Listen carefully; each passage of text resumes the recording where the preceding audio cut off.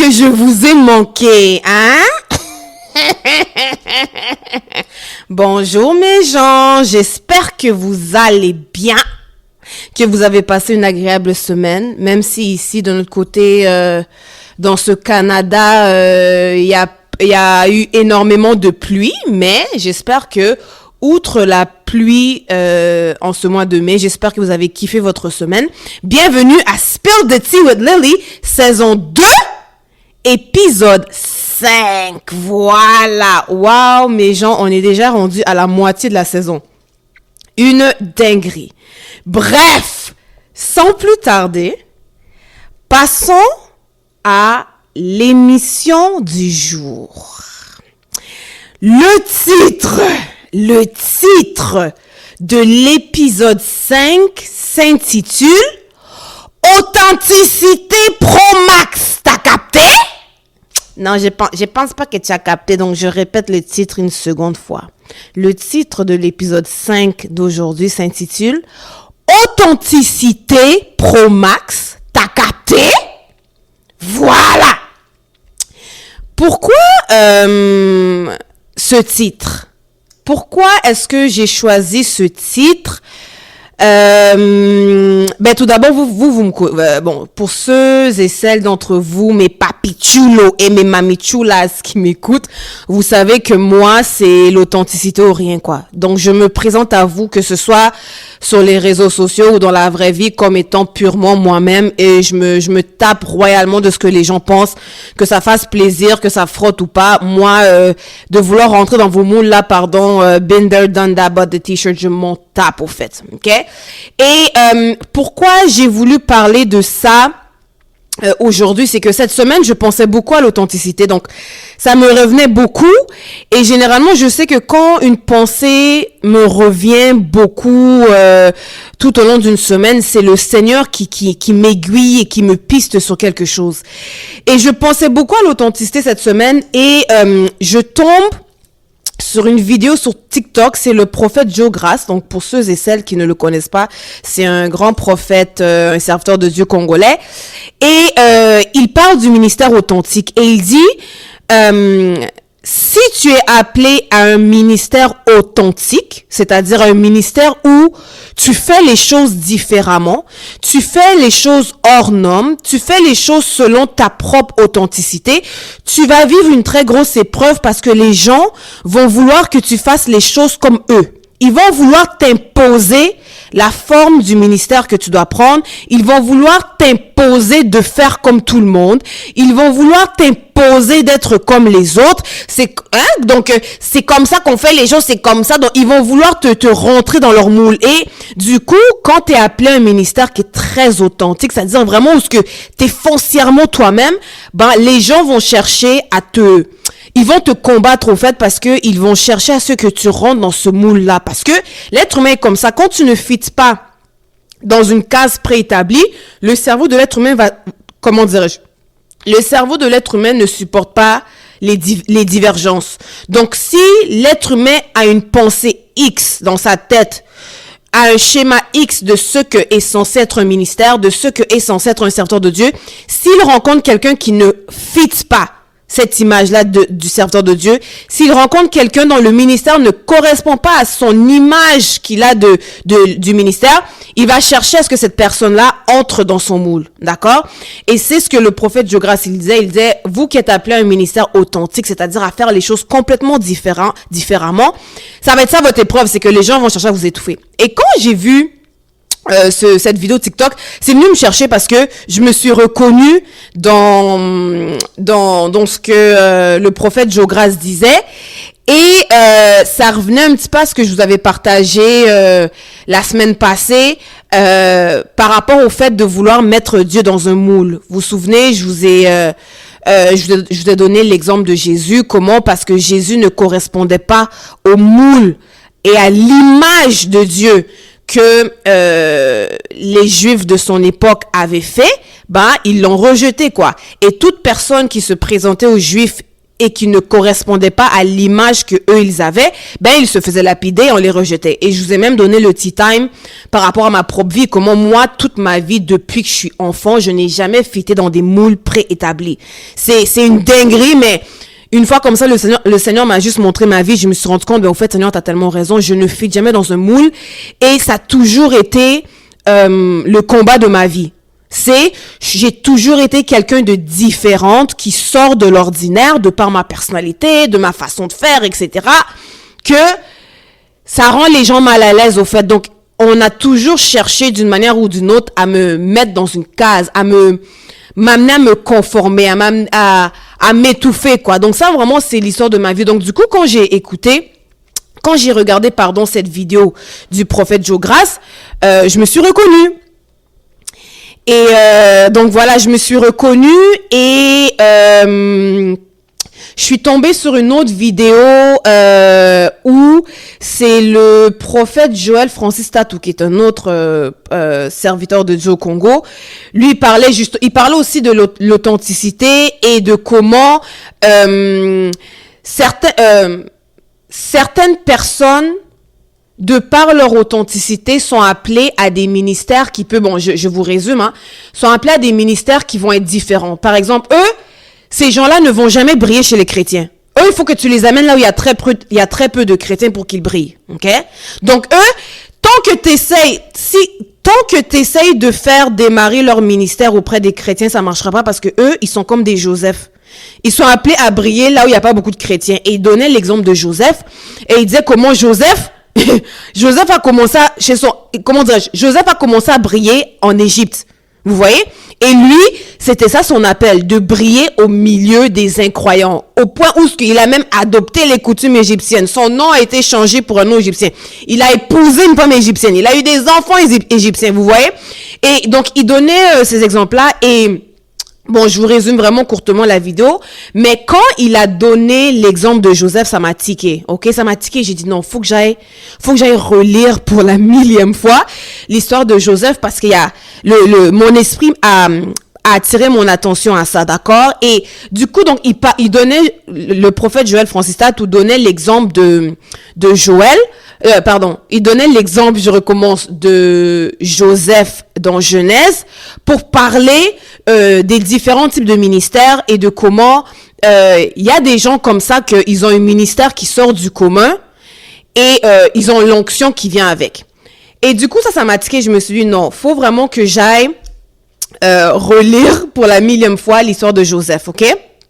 Et ça va être le centre de ma prédication d'aujourd'hui. Donc, on va aller dans Genèse 37, ok? Et vous allez comprendre pourquoi ça m'avait tiqué. Genèse 37, je vais vous lire quelques extraits et vous résumer le reste, d'accord? Genèse 37. Je vous lis. Donc, le titre de cette section s'intitule « Joseph vendu par ses frères ». OK? Je vous lis. Donc, on commence par le père de Joseph, qui est Jacob. Donc, Jacob demeura dans le pays de Canaan, où avait séjourné son père. Voici la postérité de Jacob. Joseph, âgé de 17 ans, faisait paître le troupeau avec ses frères. Cet enfant était auprès des fils de Bila et des fils de Zilpa, femme de son père. Et Joseph rapportait à leur père leurs mauvais propos. Verset 3. Israël aimait Joseph plus que tous ses autres fils parce qu'il l'avait eu dans sa vieillesse et il lui fit une tunique de plusieurs couleurs. Quand j'ai lu, c'était quand vendredi qui vient de passer, j'ai lu ce passage, ok, comme je vous dis, je l'ai lu au moins 1000 fois l'histoire de Joseph, ok, mais quand je l'ai lu ce vendredi dernier, quand je suis tombée sur la phrase qu'il dit, et il lui fit une tunique de plusieurs couleurs, ça m'a tiqué. Parce que je me rappelle, il y avait un pasteur, il y a longtemps de cela, la première fois qu'il m'avait rencontré, c'est un pasteur blanc, hein. La première fois qu'il m'avait rencontré, on avait échangé, il m'avait observé et tout, et il m'avait dit ceci, il m'avait dit, Linda, t'as une personnalité très colorée. Et au fait, ce que ça veut dire, c'est que t'es quelqu'un, t'es pleine de vie, quoi. T'es plusieurs couleurs, plusieurs degrés, plusieurs nuances, t'es pleine de vie.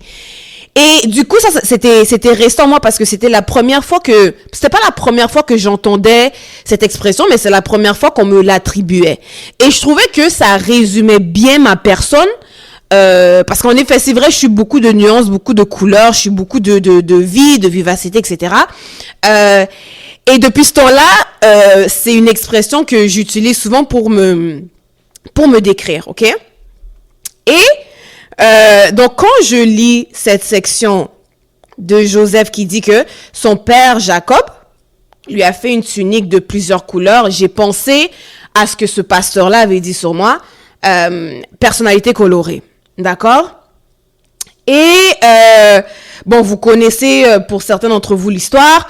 Les frères de Joseph virent que leur père l'aimait plus que tous, et ils le prirent en haine. Ils ne pouvaient lui parler avec amitié. Joseph eut un songe et il le raconta à ses frères qui le haïrent encore davantage. Il leur dit, « Écoutez donc ce songe que j'ai eu. Nous étions à lier des gerbes au milieu des champs, et voici ma gerbe se leva et se tint debout. Et vos gerbes l'entourèrent et se prosternèrent devant elle. Ses frères lui dirent, « Est-ce que tu régneras sur nous? Est-ce que tu nous gouverneras? » Et ils le haïrent encore davantage à cause de ses songes et à cause de ses paroles. Il eut encore un autre songe et il le raconta à ses frères. Il dit, « J'ai eu encore un songe, et voici le soleil, la lune et 11 étoiles se prosternaient devant moi. » Il le raconta à son père et à ses frères. Son père le réprimanda et lui dit, « Que signifie ce songe que tu as eu? Faut-il que nous venions, moi, ta mère et tes frères, nous prosterner en terre devant toi? » Ses frères eurent de l'envie contre lui, mais son père garda le souvenir de ces choses. Okay? Les frères de Joseph étant allés à Sichem pour faire paître le troupeau de leur père, Israël dit à Joseph, « Tes frères ne font-ils pas paître le troupeau à Sichem? Viens, je veux t'envoyer vers eux. » Et il répondit, « Me voici. » Israël lui dit, « Va, je te prie, et vois si tes frères sont en bonne santé et si le troupeau est en bon état. Et tu m'en rapporteras des nouvelles. » Il l'envoya ainsi de la vallée d'Hébron et Joseph alla à Sichem. Je vais faire une pause là. Quand j'ai commencé à lire cet extrait cette semaine, comme je vous ai dit, ce qui m'a tiqué, c'est la tunique de Joseph. Et la tunique de plusieurs couleurs. Et moi, directement, j'ai pensé à ma personnalité colorée, ok? Et pour la première fois, j'ai vu un aspect de l'histoire de Joseph que j'avais jamais vu auparavant, que le Saint-Esprit m'a révélé. Et j'ai lu l'histoire en voyant la tunique de Joseph comme sa personne intérieure, au fait. Comment dirais-je? C'est comme si j'ai vu cette histoire-là comme la tunique de plusieurs couleurs de Joseph était l'extériorisation de son être intérieur, ok? De qui il était. C'était vraiment comme la manifestation de sa personne, de son appel, de qui il est réellement, ok? Et dans ce cas, on connaît, Joseph était appelé à être grand, à être leader, à être un premier ministre, etc. Mais c'est comme ça que moi, c'est le message que moi j'ai reçu quand je me suis attardée sur la tunique, c'est que la tunique de plusieurs couleurs était la matérialisation de qui était réellement Joseph. Ok? C'était l'extériorisation de qui il était. C'est comme quand vous voyez un pommier, vous savez qu'il est pommier parce que vous voyez les pommes. Donc, les pommes sont le résultat du pommier. Ce sont les fruits. D'accord? C'est comme ça que vous savez que, ok, cet arbre, c'est un pommier, c'est à cause des fruits qu'il porte. Et pour moi, je voyais comme que la tunique de plusieurs couleurs de Joseph, c'était comme les fruits du pommier, quoi. C'était la manifestation de qui Joseph était. OK? De son fort intérieur. Et donc ça, c'était pour ça. Et je viens de vous lire ici que la Bible nous dit que Israël envoya Joseph de la vallée d'Hébron et Joseph alla à Sichem. Gardez en tête ici que le mot Hébron, le nom de la ville Hébron, veut dire ami de Dieu. OK? Hébron veut dire ami de Dieu. Gardez ça en tête. Verset 15. Un homme le rencontra comme il errait dans les champs. Il le questionna en disant, « Que cherches-tu » Joseph répondit, « Je cherche mes frères. Dis-moi, je te prie, où ils font paître leurs troupeaux. » Et l'homme dit, « Ils sont partis d'ici, car je les ai entendus dire, allons à Dothan. » Joseph alla après ses frères et il les trouva à Dothan. Les amis, le mot Dothan ici signifie deux choses. D'un côté, le nom de la ville de Dothan signifie deux puits. Donc, puits, P-U-I-T-S. OK? Et ça veut aussi dire, le mot Dothan, le nom de la ville Dothan veut dire aussi loi et coutume. Vous avez capté? Dothan signifie le lieu des deux puits et ça veut aussi dire le lieu de la loi et de la coutume. Donc, Joseph était à Hébron avec son papa Israël, Hébron qui veut dire ami de Dieu, et il se rend vers ses frères à Dothan, le lieu de la loi et de la coutume. Jusqu'ici, est-ce que vous me suivez? Ok. Verset 18. Quand Joseph arrive à Dothan, qui est le lieu de la loi et de la coutume, ses frères le virent de loin et, avant qu'il fût près d'eux, ils complotèrent de le faire mourir. Ils se dirent l'un à l'autre, « Voici le faiseur de songes qui arrive. Venez maintenant, tuons-le et jetons-le dans une des citernes. Nous dirons qu'une bête féroce l'a dévoré et nous verrons ce que deviendront ses songes. » Ruben entendit cela et il le délivra de leurs mains. Il dit, « Ne lui ôtons pas la vie. » Ruben leur dit, « Ne répandez point le sang, jetez-le dans cette citerne qui est au désert, et ne mettez pas la main sur lui. » Il avait dessein de le délivrer de leurs mains pour le faire retourner vers son père. Verset 23.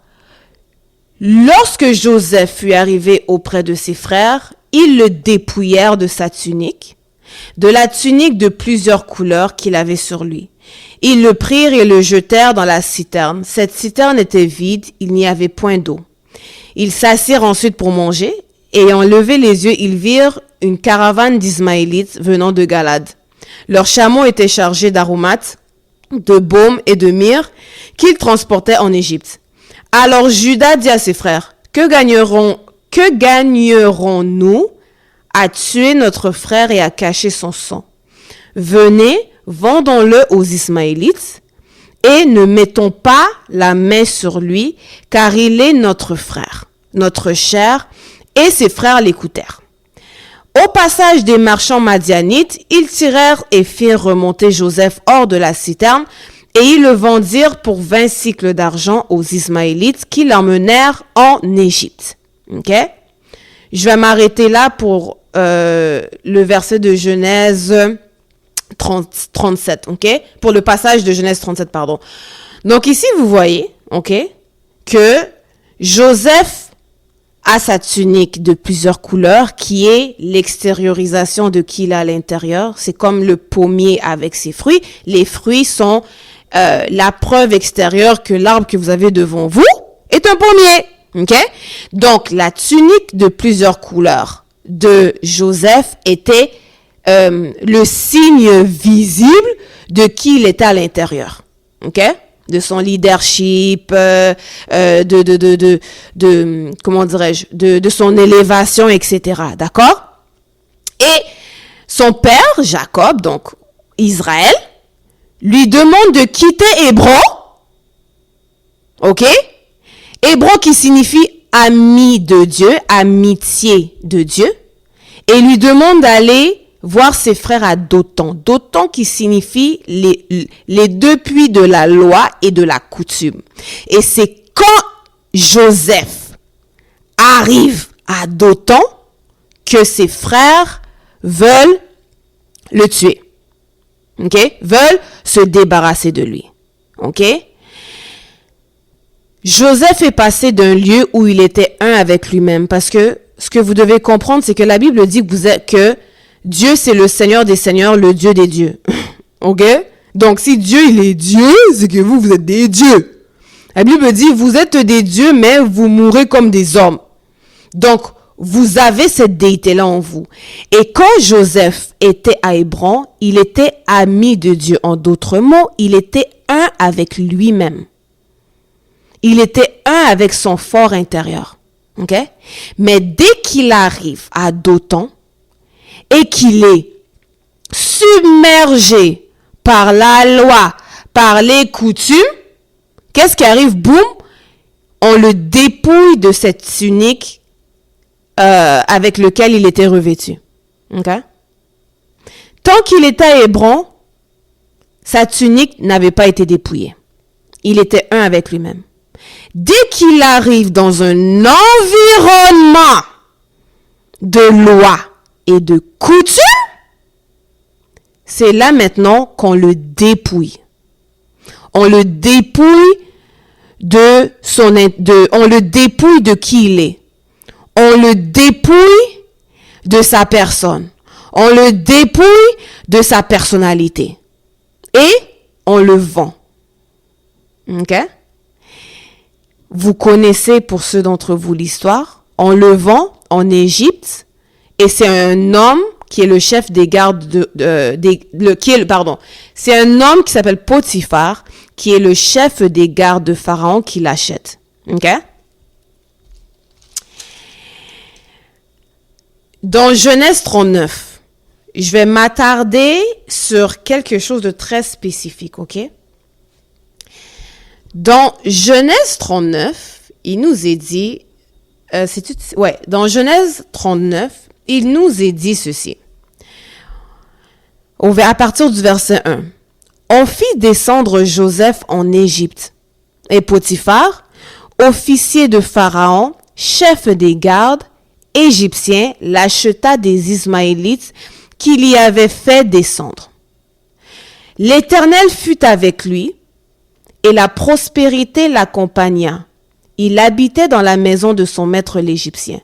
Son maître vit que l'Éternel était avec lui et que l'Éternel faisait prospérer entre ses mains tout ce qu'il entreprenait. Ce qui m'a tiqué dans ce passage, c'est le mot éternel. Vous savez, quand Dieu, donc le nom éternel, c'est le nom de Dieu, on est d'accord. Quand Dieu se révèle à Moïse lui demande, mais toi tu me demandes de retourner en Égypte pour délivrer mes frères, mais quand on va me demander quel est le nom de ce Dieu qui t'envoie, qu'est-ce que je vais leur dire? Et Dieu lui dit, si on te demande quel est mon nom, tu leur diras, je suis celui qui suis. OK? Et même quand Jésus va parler de sa divinité, il va dire, avant qu'Abraham ne fût, je suis. Donc, en d'autres mots, vous pouvez remplacer le mot éternel par le mot je suis.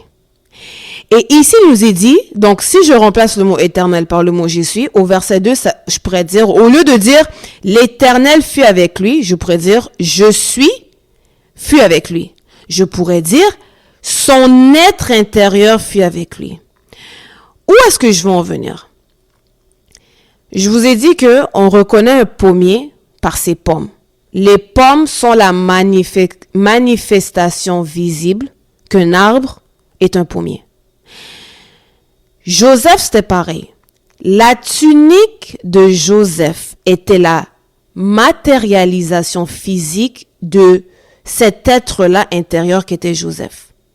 La tunique est un symbole de qui était Joseph. D'accord? Malheureusement, quand il était à Hébron, il était un avec son être intérieur. Il était un avec ce Joseph-là, chef, ce Joseph-là, bon gestionnaire, ce Joseph-là, premier ministre. Donc, il était un avec tout son potentiel. Malheureusement, quand il quitte Hébron pour s'en aller à Dothan, il se fait dépouiller. Pourquoi? Parce qu'il est dans un environnement où règne la loi et la coutume. D'accord? Il se fait dépouiller de sa tunique de plusieurs couleurs. Donc, du résultat visible de son être intérieur. D'accord? Mais, ce n'est pas parce que tu arraches tous les pommes d'un pommier que le pommier ne sera plus pommier. On est d'accord? Tu pourrais arracher toutes les pommes d'un pommier. Ça ne change pas le fait que cet arbre est un pommier.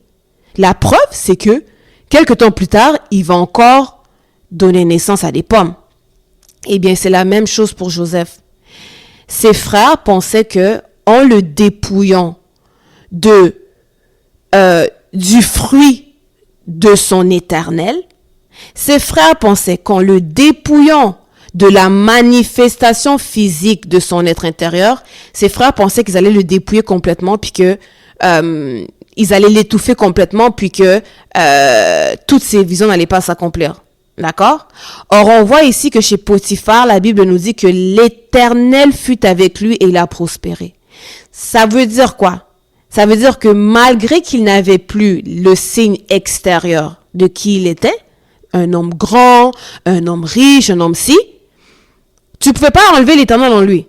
C'est-à-dire, son être, qui il était profondément, cette éternité qu'il avait en lui, tu ne pouvais pas le lui enlever. C'est la raison pour laquelle, partout là où Joseph allait, la Bible nous dit, l'Éternel était avec lui. On le voit même, et ça je vais pas vous le lire, mais on le voit même quand il commence à travailler chez Potiphar. La femme de Potiphar porte un regard de convoitise sur lui. Longue histoire courte, lui il refuse, et qu'est-ce qu'elle fait? Elle le dépouille de son vêtement. Ok? Elle le dépouille de la manifestation physique elle le dépouille de la manifestation physique de la personne de Joseph. Ok? Et Joseph, on le voit dans son histoire que sa destinée se manifestait sur le plan extérieur par des vêtements. Ok? Et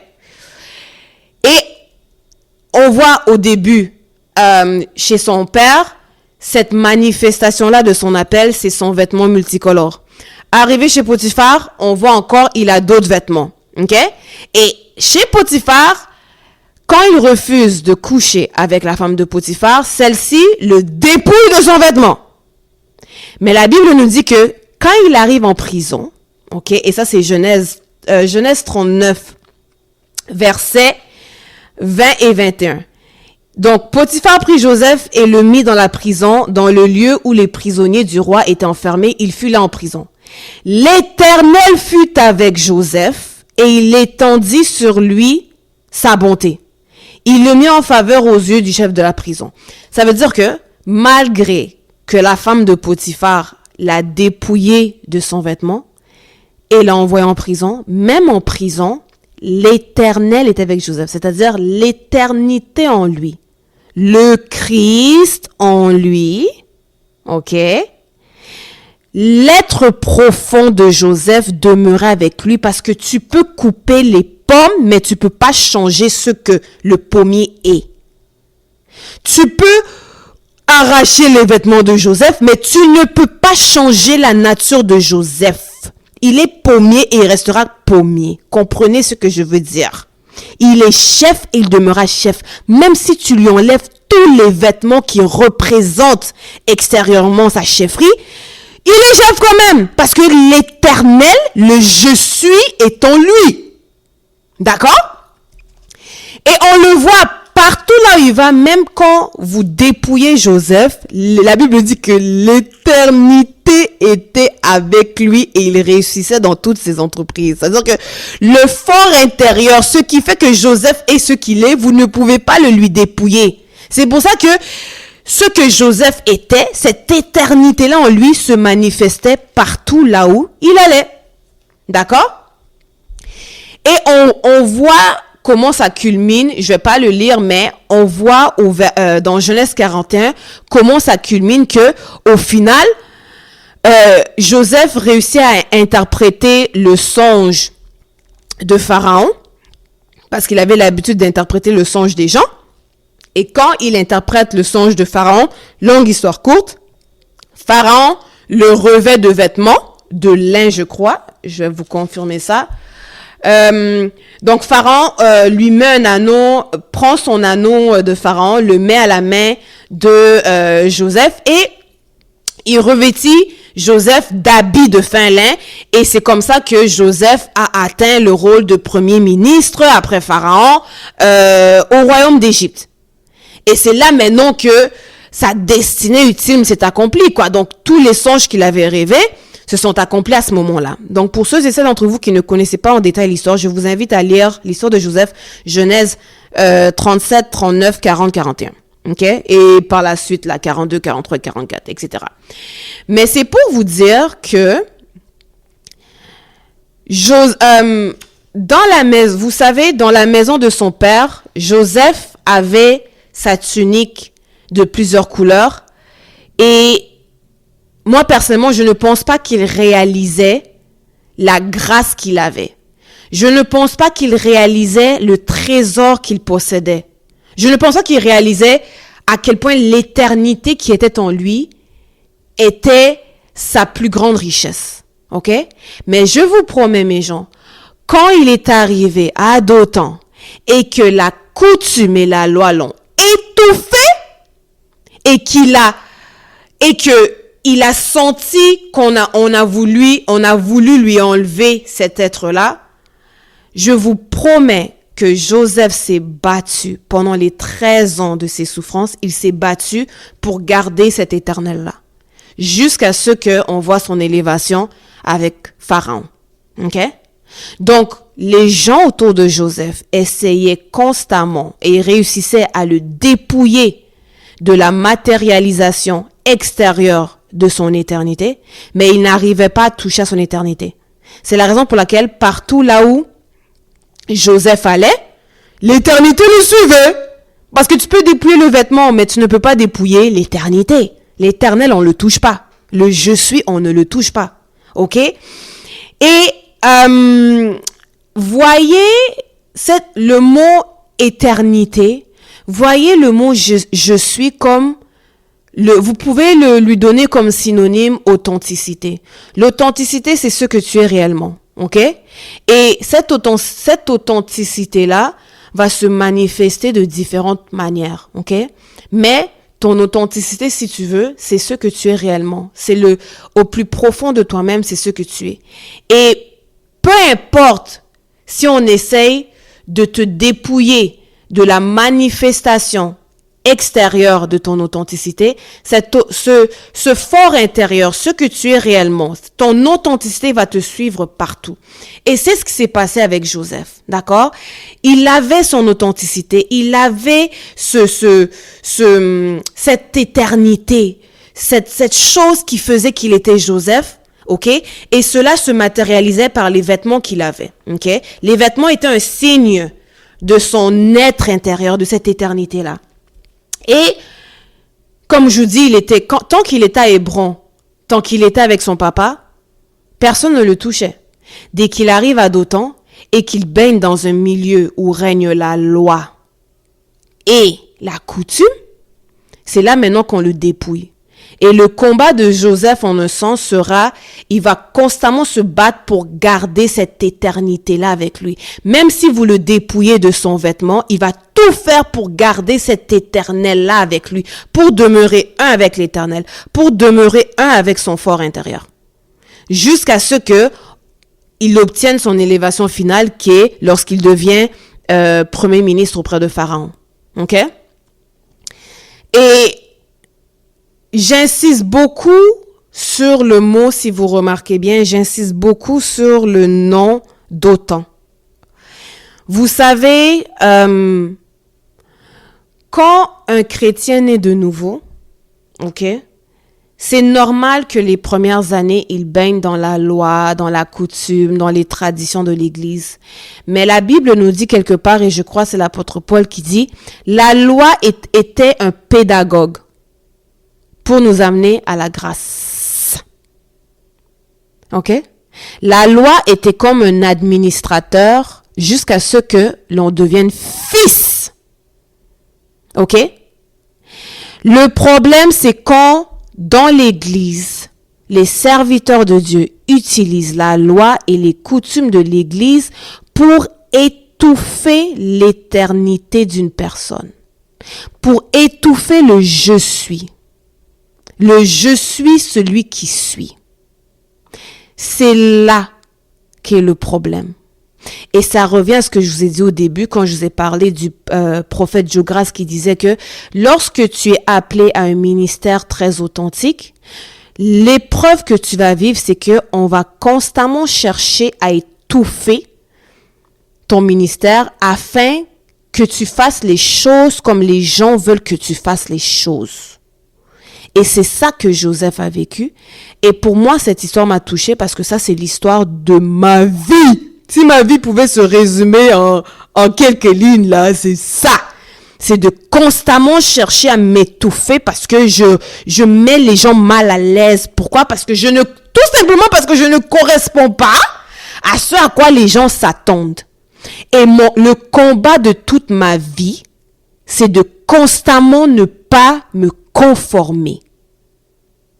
Parce que je me bats pour garder mon éternité. Je me bats pour demeurer éternel, pour demeurer authentique, pour demeurer je suis. Et qu'est-ce qui arrive? C'est que dans chaque environnement que j'ai été, que ce soit dans l'école, que ce soit au primaire, au secondaire, au cégep, au collège, à l'université, dans l'église, on va constamment me dépouiller de ma tunique colorée. En d'autres mots, on va constamment chercher à étouffer cette personnalité colorée que j'ai. Ça, c'est l'histoire de ma vie. Mais qu'est-ce qui arrive? C'est que tu peux me dépouiller de ma tunique, mais tu ne peux pas me dépouiller de mon éternité. Vous comprenez? Authenticité pro max, t'as capté? Vous voyez? Et partout là où j'étais comme Joseph. On essaie constamment de me dépouiller de cette tunique de plusieurs couleurs. Et le combat de ma vie a été de constamment garder cette éternité. Et là où j'ai été le plus dépouillé, c'est dans un endroit qui s'appelle Dothan. J'ai été dépouillé dans un endroit où il y a beaucoup de lois et de coutumes. Cet endroit s'appelle l'église. Oh, vous voulez pas que je touche ça, hein? Vous voulez pas que j'aille là-bas? Vous ne voulez pas que j'aille là-bas ou bien? Hein? Vous ne voulez pas que je touche à ça, mes amis, je vais le toucher. OK? Et je vais vous donner 2 tea time. Je me sens gentille aujourd'hui. Je vais vous donner 2 tea time. Le premier, c'est le tea time d'une servante de Dieu qui me racontait que lorsqu'elle est née de nouveau, OK? Une des premières choses que Dieu lui a dit, c'est « Ne va pas dans les églises évangéliques. » Mais Linda, Dieu ne peut pas dire ça. Je vous ai déjà dit quoi? Les jours où tu dis que Dieu ne peut pas dire ça, que Dieu ne peut pas faire ça, c'est là même que Dieu va faire pour que tu fermes ta bouche. Dieu, elle était catholique. Ok, elle a grandi dans l'église catholique, elle allait tous les dimanches à la messe, bla bla bla bla bla. Elle naît de nouveau et Dieu lui dit, ne va pas dans les églises évangéliques. Elle lui a dit, mais Seigneur, pourquoi? Il a dit, ne va pas dans les églises évangéliques, moi-même je vais t'enseigner ma parole. Parce que si tu vas dans les églises évangéliques, on va étouffer ton don. J'y répète, Dieu lui a dit, ne va pas dans les églises évangéliques, moi-même je vais t'apprendre ma parole parce que si tu vas dans les églises évangéliques, on va étouffer ton don. Elle a obéi, les amis. Ok? Elle a fait 7 ans sans aller à l'église et Dieu lui a enseigné la parole de A à Z. Mais parce qu'elle était entourée de chrétiens évangéliques, de serviteurs de Dieu, qui lui disaient non, la Bible dit, n'abandonnez pas l'assemblée des saints, parce qu'on lui a tellement mis la pression que un chrétien doit aller à l'église, elle a étouffé la parole que Dieu lui avait donnée. Et elle a cédé à la pression extérieure et elle est allée à l'église. Les amis, cette servante de Dieu a fait 7 ans à l'église et Dieu a créé une circonstance où on l'a forcée à quitter l'église. Ok? Donc, elle est allée à l'église en désobéissance à Dieu, mais en obéissance aux hommes. Elle a fait 7 ans dans cette église et Dieu a créé une circonstance pour qu'elle quitte l'église. Et vous savez, quand elle a fait 7 ans dans l'église, qu'elle m'a dit, en tout cas, Linda, je donne raison à Dieu parce que j'ai fait 7 ans et on a étouffé mon don. Vous voyez, quand vous êtes adoptant, j'ai fait 7 ans et on a étouffé mon don. Elle est sortie de l'église au bout de 7 ans et elle a récupéré ce qu'on avait étouffé. Ok? Je vous donne ce témoignage de cette servante de Dieu-là, non pas pour dire qu'il ne faut pas aller à l'église.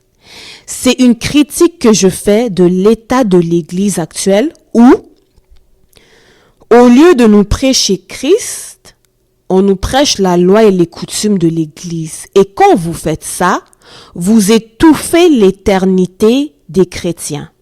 Vous étouffez l'authenticité des chrétiens. Le problème, ce n'est pas que l'église est mauvaise, mais quand vous créez un dotan là, quand vous créez un lieu où règne la loi et la coutume, vous étouffez les brebis sous votre garde. Vous les étouffez. C'est pour ça que vous allez dans les églises, tout le monde prêche pareil, tout le monde dit la même chose, tout le monde loue pareil, tout le monde fait le ministère pareil, tout le monde est pareil. Pourquoi? Parce que vous avez étouffé l'éternité de chaque individu. Vous avez étouffé l'authenticité de chaque individu. C'est pour ça que tout le monde prêche pareil, tout le monde prophétise pareil, tout le monde s'habille pareil, tout le monde fait pareil, tout le monde fait des louanges pareil, tout le monde fait comme tout le monde. Pourquoi? Parce que Dotan a étouffé l'authenticité pro max des gens. T'as capté? C'est ça le problème. Et puis un jour, quand il y a une Linda qui débarque puis qui fait les choses contraires à tout le monde, elle est rebelle. Papa, maman, je ne suis pas rebelle, je suis authentique pro max, c'est tout. Et je refuse qu'on m'étouffe. C'est tout. Vous voyez?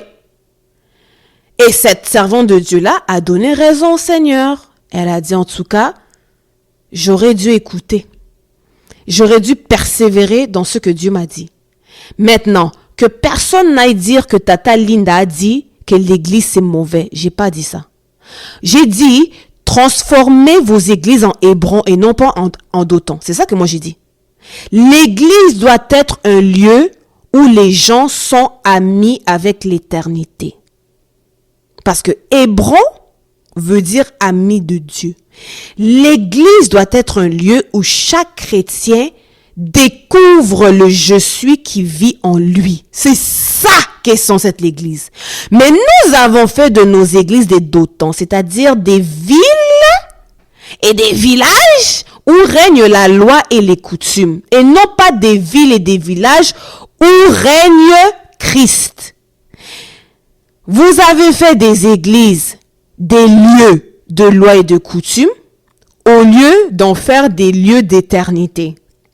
Des lieux où les gens découvrent le je suis.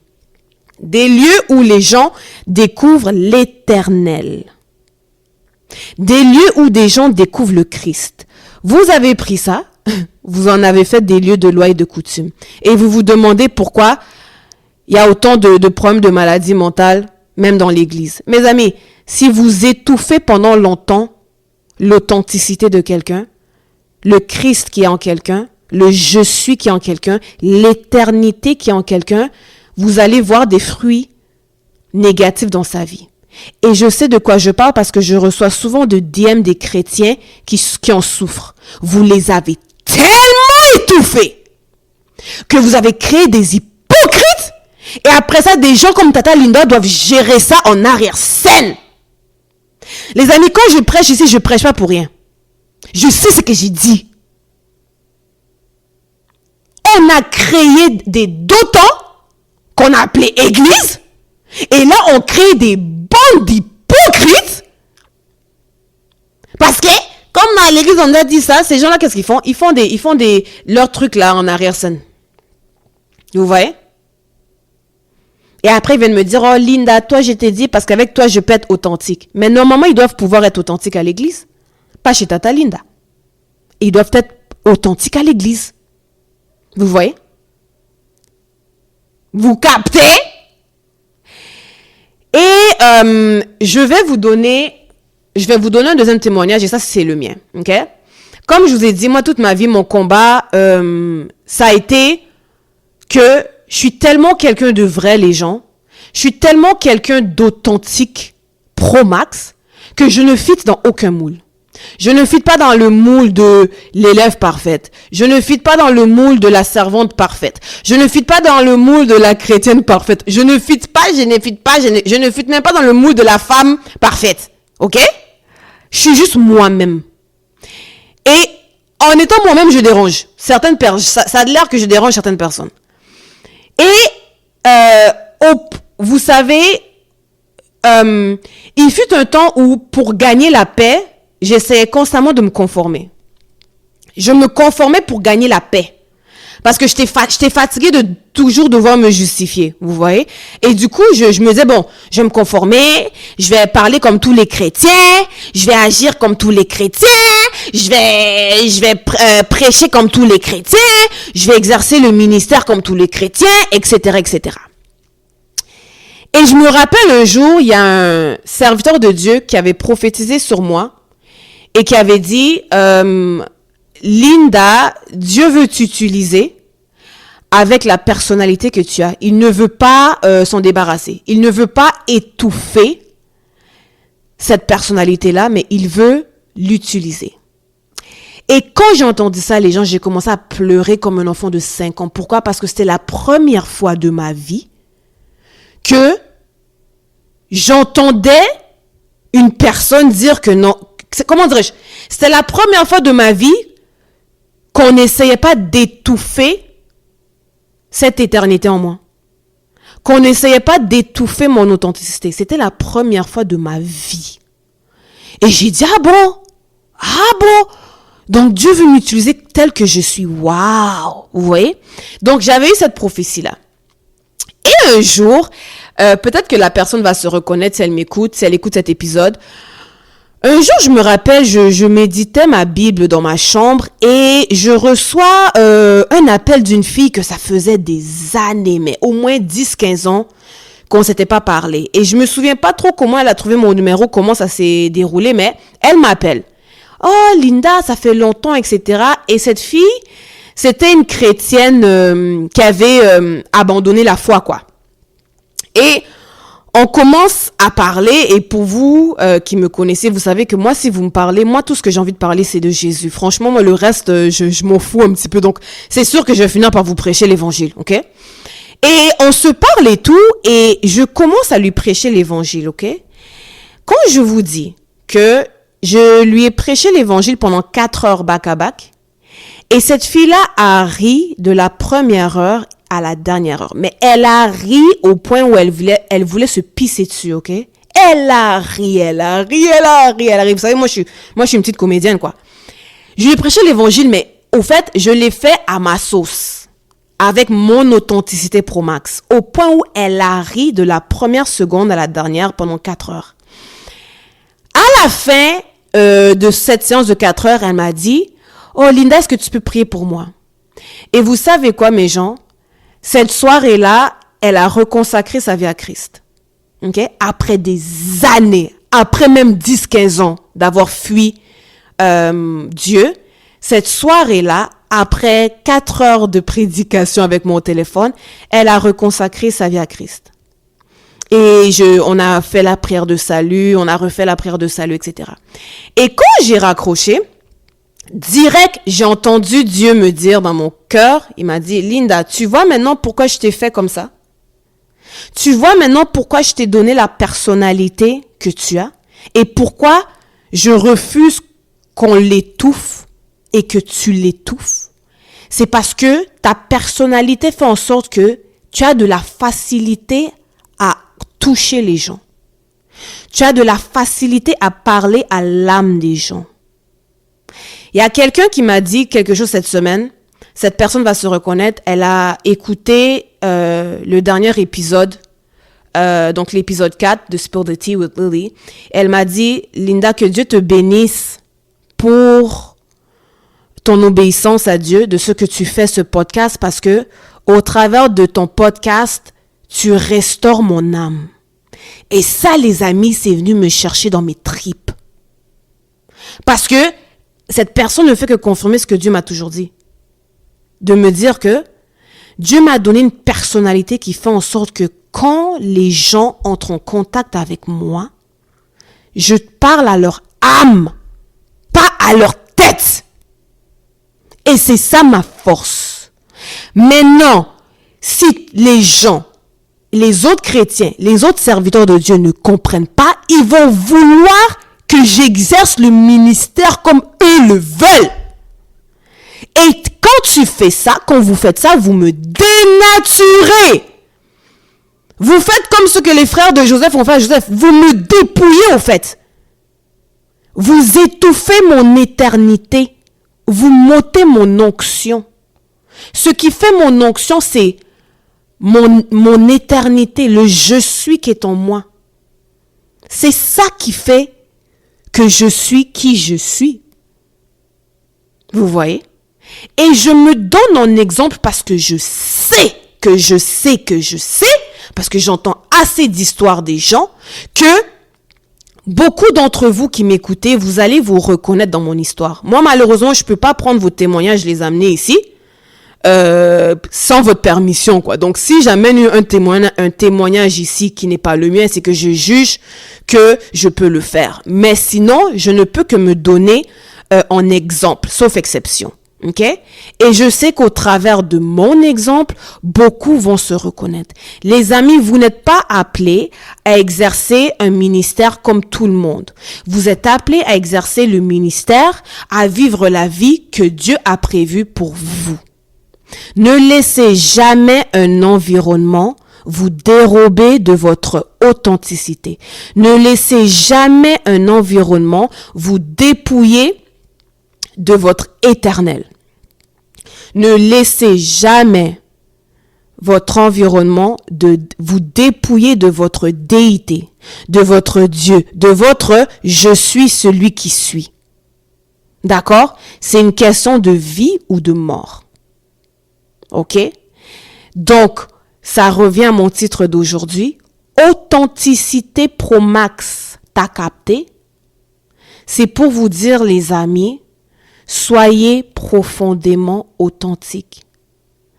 Vous allez vivre des situations où on va constamment essayer d'étouffer qui vous êtes. Moi, je vous demande d'être des têtus. Soyez comme moi, soyez têtus.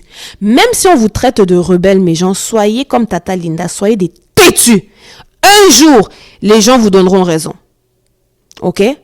Parce que vous avez quelque chose de particulier qui vous appartient, que Dieu veut utiliser pour impacter cette génération.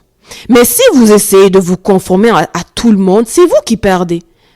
Vous voyez, c'est vous qui n'allez pas accomplir ce pourquoi Dieu vous avait appelé, parce que vous voulez vous conformer à tout le monde. Alors que Dieu vous a donné un je suis qui est spécifique à vous. OK? N'allez pas d'autant au Resta Hébron, c'est ça le message. OK? Bref, C'est ça la morale de l'histoire. N'allez pas à Dothan, là où il y a loi et coutume. Vivez à Hébron, là où vous êtes amis dédiés. Et l'autre morale de l'histoire, c'est que je m'adresse aux églises. Créez des églises Hébron et non pas des églises Dothan. Voilà. Sur ce, j'espère que vous avez kiffé. Moi, je vous love et je vous dis à la semaine prochaine. Bye.